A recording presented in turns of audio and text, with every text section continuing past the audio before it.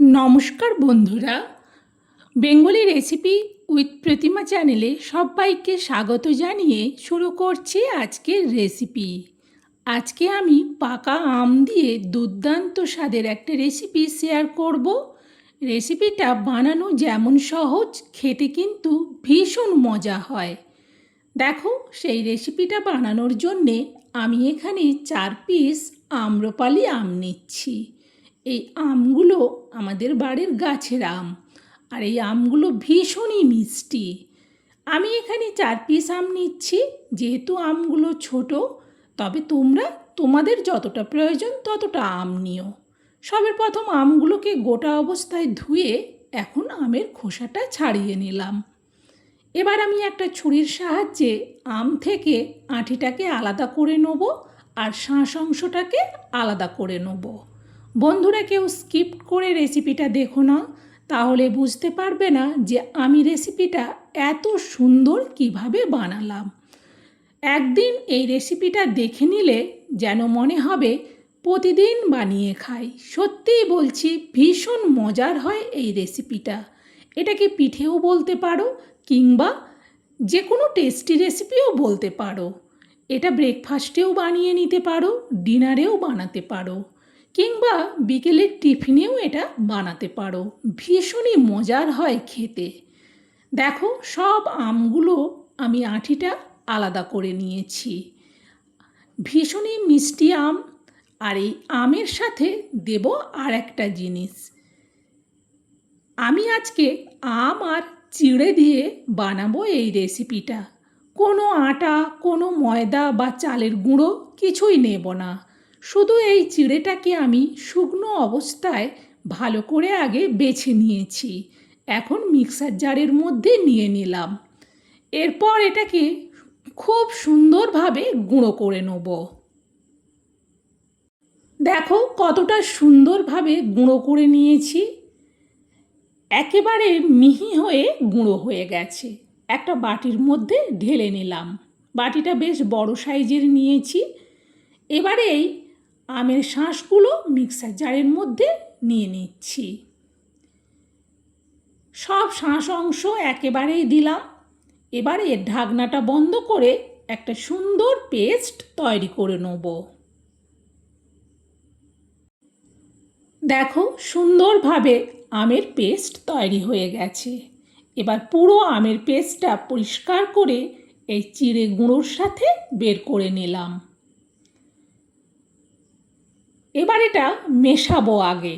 এতে জল দিতে হবে, কিন্তু আগে মেশালে তাহলে বুঝতে পারবো যে কতটা জল দিতে হবে।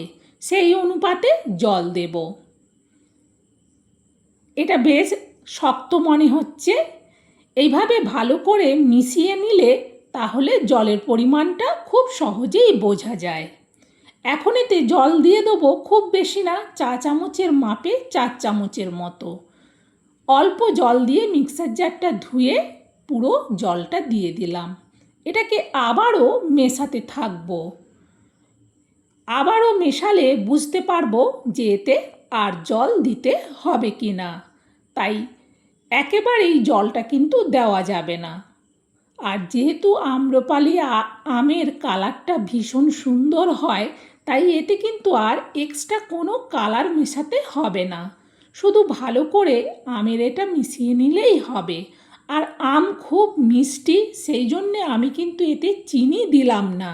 আমি চিনিবিহীনই বানাবো। দেখো, সুন্দরভাবে মেশানো হয়ে গেছে। এইভাবে সুন্দর যখন মেশানো হয়ে যাবে, তখন এটা না একটুক্ষণের জন্যে ঢেকে রেখে দেবো। খুব বেশি সময়ের জন্যে ঢেকে রাখবো না, মিনিট 5-এর জন্যে রাখবো। তাহলে চিড়ের গুঁড়োটা পুরো আমের রসটাকে টেনে নেবে, তাতে করে বোঝা যাবে আর জল দিতে হবে কি না। একেবারে ঘড়ি ধরে 5 মিনিট বাদেই আমি ফিরে এলাম। ঢাকনাটা সরাচ্ছি। আগে একটু নাড়িয়ে দেখে নিচ্ছি। সুন্দরভাবে চিড়েটা কিন্তু রসটা টেনেছে। এটা নাড়াতে নাড়াতে এবার এতে দিয়ে দেবো আমি পরিমাণ মতো লবণ। আর দেব 4 চামচের মাপে অল্প একটুখানি বেকিং পাউডার। অনেকেই এই রেসিপিটা বানাও, সবাইয়ের কিন্তু সুন্দর ফুলকো ফুলকো টাইপের হয় না। এইভাবে অল্প একটু বেকিং পাউডার দিয়ে দেবে, রেসিপিটা পুরো একেবারে সুন্দরভাবে ফুলবে। ভালো করে লবণ আর বেকিং পাউডারটা মিশিয়ে নিলাম। এবার আমি এতে দিয়ে দেবো 1 প্যাকেট ইনো। আমি এখানে যে পরিমাণ চিড়ে নিলাম এবং আম নিলাম তাতে 1 প্যাকেট ইনো হলেই হয়ে যাবে। তবে তোমরা আম আর চিড়ের পরিমাণ অনুযায়ী ইনো কিন্তু কম বেশি করতেই পারো। এবার এই ইনোটা দিয়ে একই দিকেই কিন্তু ঘোরাবো, এদিক ওদিক করে ঘোরাবো না, এতে করে ইনোতে যে একটা সুন্দর বুদবুদ তৈরি হয় সেটা না হলে ভেঙে যাবে। একইভাবে আমি প্রায় 2 মিনিটের মতো এটাকে কিন্তু ভালো করে ইনোটাকে মিশিয়ে নিচ্ছি। এইভাবে সুন্দর যখন ইনোটা মিশে যাবে, দেখো রেসিপিটা কতটা আরও ফুলে গেছে, যেন মনে হচ্ছে বাটিটা একেবারে ভর্তি হয়ে যাবে। ভালো করে মিশিয়ে নেওয়ার পর এবার আমি একটা এরকম সাইজের চামচ নিচ্ছি, এতে করে তুলতে সুবিধে হবে। এখন এই ব্যাটারটা পুরো রেডি।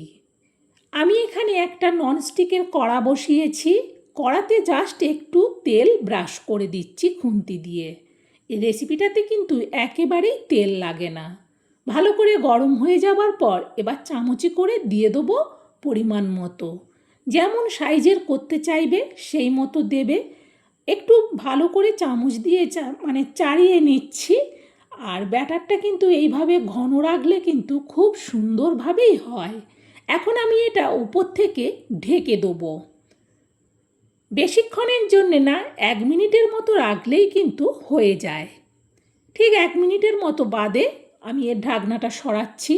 দেখো কতটা সুন্দরভাবে হয়ে গেছে আর ভীষণই কিন্তু ফুলেছে। তোমাদেরকে আমি আরও একটা বানিয়ে দেখাচ্ছি। এতে কিন্তু আর তেল দিতে হবে না, ওই একবার তেল দিলেই হয়। আবারও একটু সাইজ করে নিচ্ছি একটা দেওয়ার পর।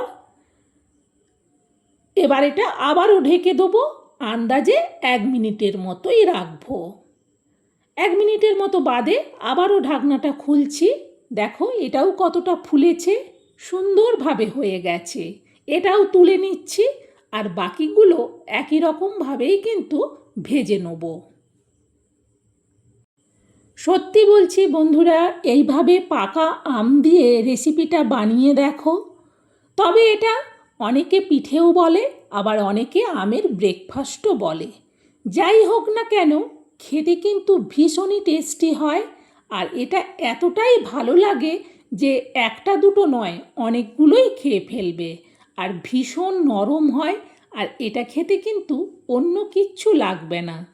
এইভাবে অল্প বেকিং পাউডার আর ইনো দিয়ে দুর্দান্ত স্বাদের এই রেসিপিটা মাত্র 2টো উপকরণেই তৈরি, আম আর চিড়ে। একবার আমার দেখানো পদ্ধতিতে বানিয়ে দেখো, তাহলে বুঝতে পারবে যে কতটা টেস্টি হয় এই রেসিপিটা। বন্ধুরা, আমার এই দুর্দান্ত টেস্টি আম আর চিড়ে দিয়ে রেসিপিটা তোমাদের কেমন লাগলো আমি যেভাবে তৈরি করলাম সেটা কিন্তু কমেন্টে জানিও। ভালো লাগলে একটা লাইক দিয়ে আরও রেসিপি শেয়ার করার উৎসাহ বাড়িয়ে দিও। আর তোমরাও এটা শেয়ার করে দিও।